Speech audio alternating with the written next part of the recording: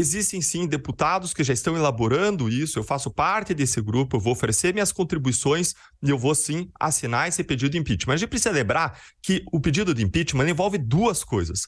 A primeira coisa é aquilo que a gente chamaria de tipicidade. É assim, o fato configura um crime de responsabilidade previsto na lei. Em relação a isso, eu não tenho dúvida alguma. Está lá na lei de responsabilidade, dos crimes de responsabilidade, no artigo 9º, proceder de modo incompatível com a dignidade, a honra e o decoro do cargo. Gente, Lula riu quando perguntaram sobre o atentado a Sérgio Moro. Riu. Como que você, brasileiro, se sentiria se alguém risse de um atentado, de um plano de assassinato do PCC contra os seus filhos? Mas Lula descredibilizou as instituições.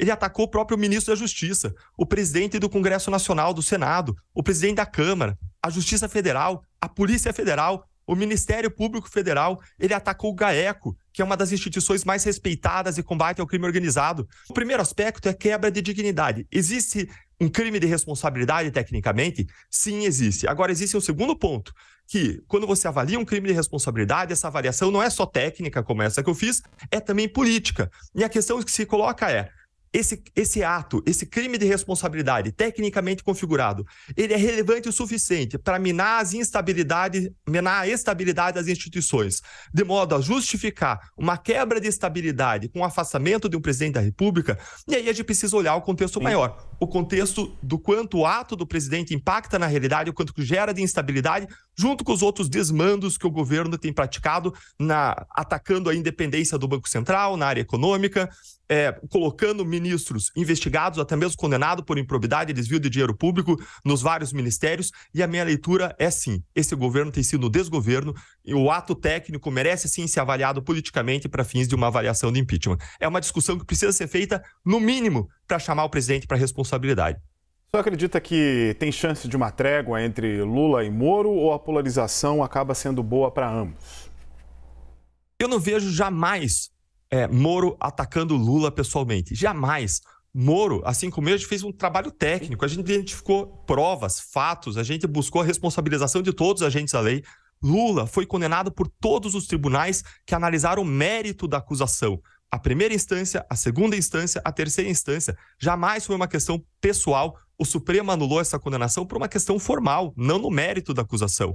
Então, o que a gente vê é uma pessoa que foi condenada em 3 instâncias, que, como disse, nutriu, destilou ódio contra Moro, que sempre quis ferrar Moro e que está atacando pessoalmente o Moro. O que o Moro está fazendo é reagir chamando o presidente para a responsabilidade. Do nosso lado, do lado do Moro, do meu lado pessoalmente, eu posso afirmar, jamais foi qualquer questão pessoal. Nunca tive filiação a partido político anteriormente na história. Nossa atuação foi técnica, partidária, foi uma atuação de fatos, provas, aplicação da lei. Agora, as pessoas que se sentem impactadas, com seus interesses impactados pelas investigações, elas reagem. Você vê o crime organizado de rua, o PCC reagindo, querendo matar o Moro, e você vê o crime organizado palaciano, de pessoas ligadas a organizações criminosas que nos saquearam por décadas, reagindo com as suas próprias armas, que, diferentemente do PCC, não são pistolas, fuzis, metralhadoras, mas são as armas das canetas, das instituições, e são as armas da articulação política. Não é à toa que a gente vê um CNJ, ao mesmo tempo em que o Sérgio Cabral é solto, um CNJ punindo Marcelo Breta, sem nada de consistente contra ele. A gente vê um Conselho Nacional do Ministério Público punindo Eduardo Elrage, sem nada de consistente contra ele, um procurador da Lava Jato. Não é à toa que a gente vê o Tribunal de Contas da União atuando contra mim, contra Moro, em várias iniciativas capitaneadas por Bruno Dantas, aquele mesmo que estava no lançamento do jantar de pré-candidatura do Lula e que quer se tornar ministro do Supremo Tribunal Federal. Numa atuação do Tribunal de Contas que a Justiça Federal disse: está recheada de ilegalidades. As palavras usadas foram manifestas e evidentes ilegalidades com indícios de quebra de impessoalidade. Leia-se, indícios de perseguição. O que a gente vê é o mundo do crime organizado palaciano igualmente reagindo contra Moro, igualmente reagindo contra os agentes da lei. Nós conversamos com o deputado federal do Podemos, Deltan Dallagnol. Deputado, muito obrigado pela sua entrevista. Eu que agradeço, Jairo. Um abraço a todos os ouvintes, telespectadores da CNN. Nós a minha posição, Jairo, não é uma posição de oposição, é uma posição de independência. Eu vou defender tudo o que é favorável para o Brasil. Agora, certamente, essas ações do presidente Lula contribuem contra o Brasil que a gente quer construir, em que os agentes da lei sejam respeitados, protegidos e possam defender a sociedade. Um ataque a agente da lei é um ataque à sociedade, porque ninguém mais vai ousar combater o crime organizado enquanto a gente tem o enfraquecimento da proteção de agentes ameaçados. Muito obrigado, um ótimo dia a todos. Obrigado, deputado.